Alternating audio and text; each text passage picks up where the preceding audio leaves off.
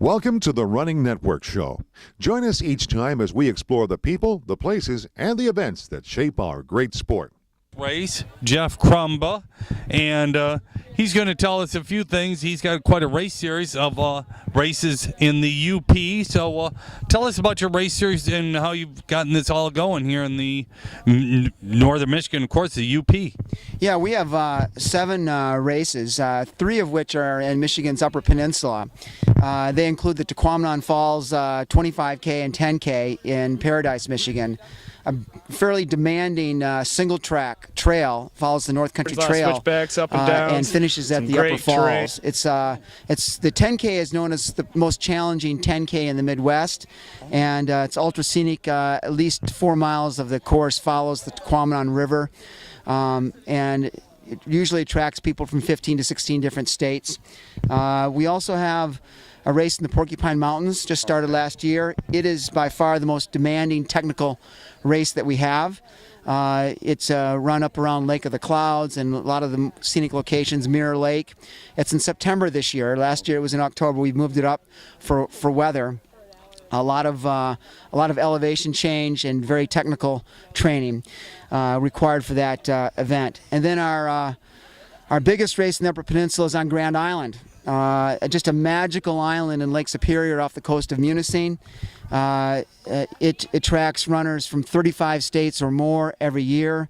It runs the perimeter of the island. It's just a gorgeous, gorgeous course. Includes a 1-mile stretch along Trout Bay, considered one of the most scenic locations in the entire Lake Superior Basin, and also up on the North Shore, North Beach.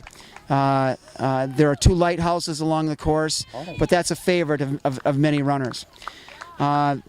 And those are our 3 races in the Upper Peninsula. We also have 3 races in Wisconsin and 1 race, Waugoshance Trail Marathon, here in Michigan's Lower Peninsula. Well, now your biggest race, the one in Grand Island, how many runners do you have run that race? We have 500 runners every year do that. It's capped by the U.S. Forest Service permit. Okay. The logistics are limited by how many people we can get over to the island, and because normally not a lot of people go over to Grand Island. It's a pretty infrequently visited place. So we fill the race up every year. Now, do your other 2 trail races in northern Michigan have cap limits on them also? Yeah, it's sort of a unique aspect of trail running. Our numbers are limited by the permit and how much the either the park superintendent or the land manager feels can be handled by that particular trail. So how many do you let run at Quammen Falls? Quammen is capped at 250. And then what about Porcupine Mountains? 300.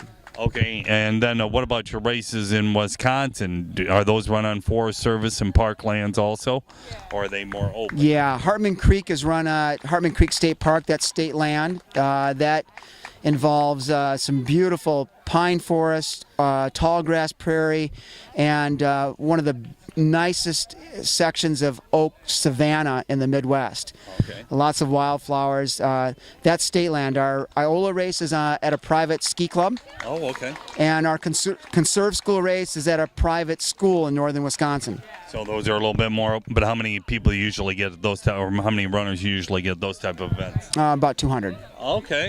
So a lot of your race, 200 to 500 people. Now let's come into this race, the Waugoshance, as you told me to pronounce it. And what was your idea? How did you get this kind of started? And this your 3rd year on? One of our participants in the Quammen race mentioned that the Lower Peninsula had some good trails to run. And I grew up in the Lower Peninsula, and I knew some of the good trails, but I knew none of them could compare to the Upper Peninsula. But she said, give the North Country Trail a try between Harbor Springs and Mackinaw City. So I came down and scouted it out. Okay. And I found an absolutely elegant section of the North Country Trail from Cross Village to Mackinaw City, and it just happens to be 26 miles. With a halfway point at the state park, so it lends itself perfectly to a trail marathon. So this participant, her name's Keisha Lesh, works for the Little Travers Conservancy, and so we partnered with them in the Mackinaw City School, and pretty soon the event was a reality. Oh, awesome. Now, does this race have a cap on it? Yes, this has a cap on it as well. We were allowed 300 runners. Okay. Yep. And we almost met the cap this year. It's down a little bit. But we have great geographical draw for this race, 29 states and 3 Canadian provinces. So it's a real nice mix of people from all over the U.S. and Canada. Yeah, since your women's winner in the half here was from Sault Ste. Marie, so an American male and a female, a Canadian winning your half, so that's nice. And what made you start the whole race business when you first started all this?